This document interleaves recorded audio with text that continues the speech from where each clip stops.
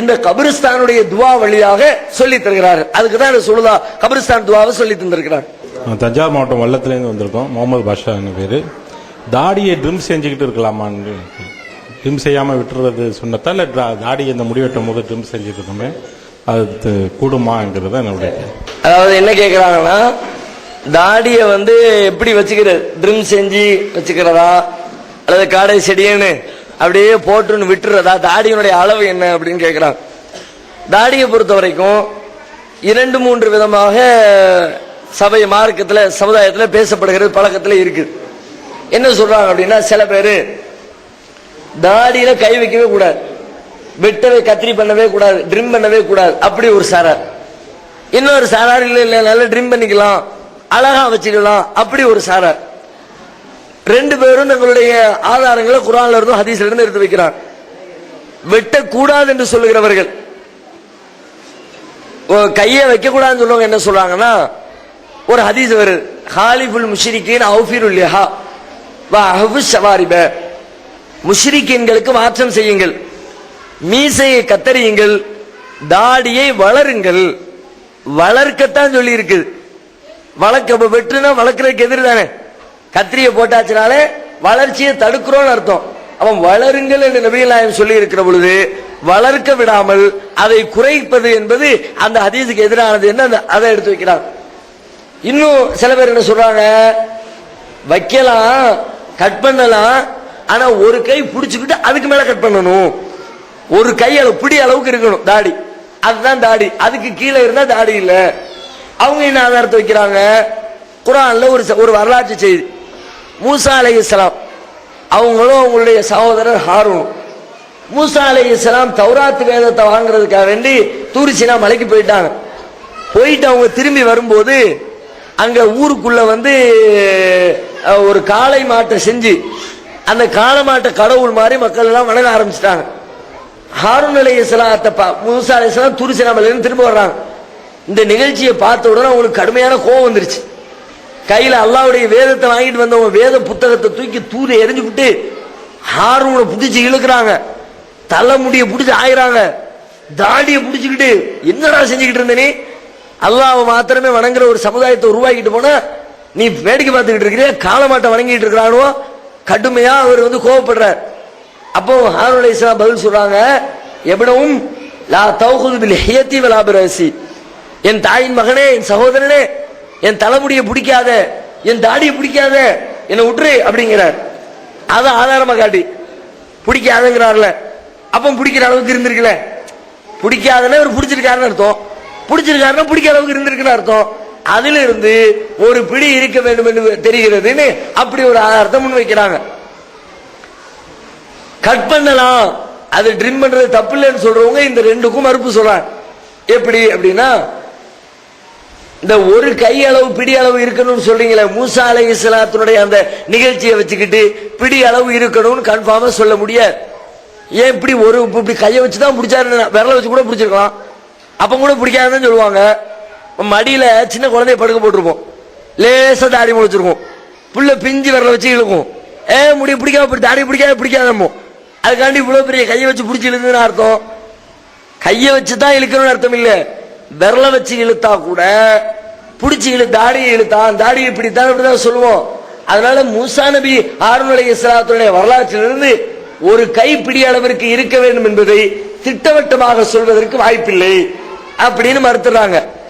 வேற இந்த பிரச்சனைகளுக்கெல்லாம் தீர்வு சொல்றதுக்கு எவ்வளவு இருக்கணும், எவ்வளவு இருந்தா கூடும் சரின்றதுக்கு வேற ஒரு ஹதீஸ் நமக்கு தீர்வு சொல்லு. என்ன தீர்வு சொல்லுது? நபிகள் நாயகம் ஸல்லல்லாஹு அலைஹி வஸல்லம் தாடியை பத்தி சொல்லும்போது சொன்னாங்க, தாடியை வையுங்கள், ஃபஅதிம்மு லிஹியத்தக்கும், உங்களுடைய தாடியை முழுமையாக வையுங்கள் ரசூலுல்லாஹ் சொன்னார். முழுமைனா என்ன அர்த்தம்? முழுமைக்கு அர்த்தம் கண்டுபிடிச்சிட்டா நம்முடைய பிரச்சனைக்கு எல்லாம் தீர்வு வந்துடும். தாடி எவ்வளவு தூரம் வைக்கிறது, இங்க இருந்து இங்க வரைக்கும் ஷேவ் பண்ணி இப்படி மீசையில இருந்து ஜாயின் பண்ணி சில பேர் வைக்கிறாங்க, இங்க இருந்து எடுத்துருவாங்க லைனா இவ்வளவு தூரம் வரைக்கும், இங்க இருந்து எடுத்துருவாங்க இவ்வளவு தூரம் வரைக்கும், எடுத்துட்டு இப்படி மீசையோட விட்டு பிரெஞ்சு தாடின்றான், அப்படி இப்படி வட்டவாச இது பண்ணி விட்டு, அது மாதிரி சில பேர் கீழே பூரா எடுத்துடுறது, மேலையும் எடுத்து விட்டுறது, அப்படியே பென்சில வச்சு கோடு போட்ட மாதிரி லேசா ஒரு பென்சில் கோடு மாதிரி, அது ஒரு தாடிங்கிறார். எல்லா பிரச்சனைக்கும் ரசூல் ஸல்லல்லாஹு அலைஹி வஸல்லம் தாடியை முழுமையாக வையுங்கள் என்ற வார்த்தையில முடிவு சொல்லி தர்றாங்க. முழுமைனா என்ன அர்த்தம்? முழுமைக்கு இந்த வைக்கணும்னு சொல்றாங்களே அந்த ஆட்கள் சொல்ல அர்த்தம் முழுசுனா என்ன அர்த்தம்னா முழுசா விட்டுரு, கத்திரியே போடாத, அதுதான் முழுசுங்கிறாங்க. கட் பண்ணலாம் சொல்றவங்க வந்து வேற ஒரு ஹதீஸை கொண்டு விளக்கம் சொல்றாங்க. என்ன ஹதீஸ்? ஒரு தடவை ரசூல் ஸல்லல்லாஹு அலைஹி வஸல்லம் கடந்து ஒரு சின்ன பையன் போறான். அந்த பையன் தலையை எப்படி பண்ணிருக்கான்னா கொஞ்ச தூரம் வலிச்சிருக்கிறான், கொஞ்ச தூரம் வலிக்காம விட்டான். இப்ப கூட நீங்க பார்க்கலாம், சில பேர் இப்படி வட்டமா முடி வச்சிருப்பான், உள்ளுக்குள்ளேயும் வலிச்சிருப்பான், வெளியிலையும் வலிச்சிருப்பான், ரவுண்டா வட்டம் இருக்கும்.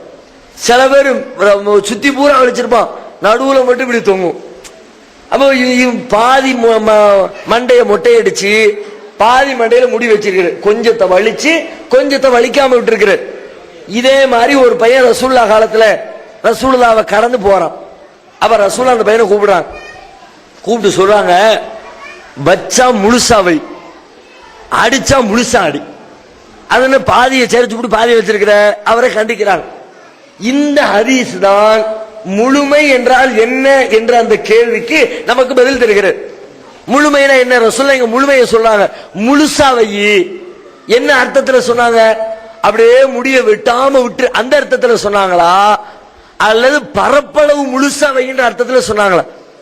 இங்க ரசூலுல்லாஹ் முழுசா முடிய வைனாங்களே, வச்சா முழுசா வை, அடிச்சா முடிச்சா முழுசா அடினாங்களே, அதுக்கு என்ன அர்த்தம்?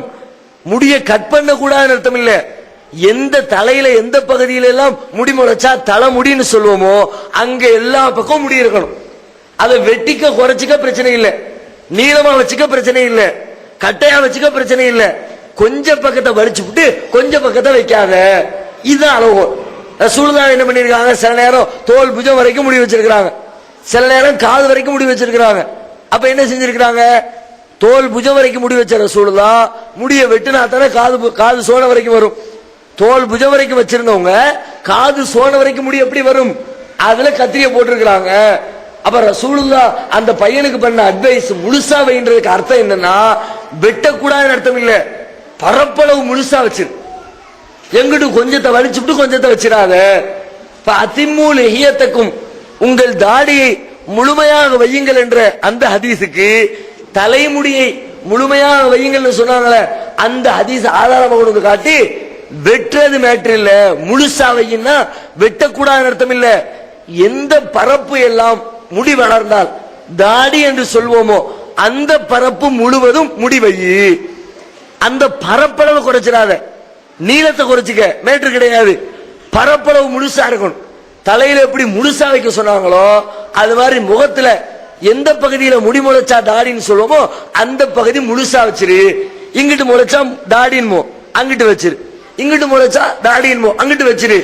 இங்கிட்டு வலிச்சிட்டு இங்கிட்டு மட்டும் வைக்காத, இங்கிட்டு இங்கிட்டு வலிச்சுட்டு ஒரு கோடு மட்டும் வைக்காத, அது தாடி இல்ல, அது முழுமை இல்ல. முழுமை என்று சொன்னால் அதனுடைய பரப்பளவு முழுசவை. அதே நேரத்தில் இன்னொரு ஹதீஸ்ல சொன்னாங்க, இன்னல்லாஹ் தஆலா ஜமீலுன் யுஹிப்புல் ஜமால், அல்லாஹ் அழகானவன், அவன் அழகையே விரும்புகிறான். உங்களில் முடி கொடுக்கப்பட்டவர் அதனை சங்கை செய்து கொள்ளட்டும், அதனை அழகுபடுத்திக் கொள்ளட்டும். அழகுபடுத்துறது எப்படி அழகுபடுத்துறது? என்ன தேய்ச்சி அழகுபடுத்தலாம், சீவி அழகுபடுத்தலாம். சில நேரத்தில் காடை செடியை வளர்ந்து கிடந்துச்சுன்னா லேசா கட் பண்ணி அழகுபடுத்தலாம். அதனால கட் பண்றது மார்க்கத்தில் குற்றம் இல்லை. பரப்பளவு முழுக்க வைக்கணும், கொஞ்சத்தை வலிச்சிட்டு கொஞ்சத்தை வைக்க கூடாது, ஒதுக்கி விடுறது கூடாது. முழுசா வச்சுக்கோங்க, குறைச்சிக்கிறது மார்க்கத்தில் தப்பு இல்லை. குர்ஆன்ல இந்த மறைவிலங்கும் ஆவர்ந்துன்னு ஒரு புக் இருக்கு. அந்த புக்கை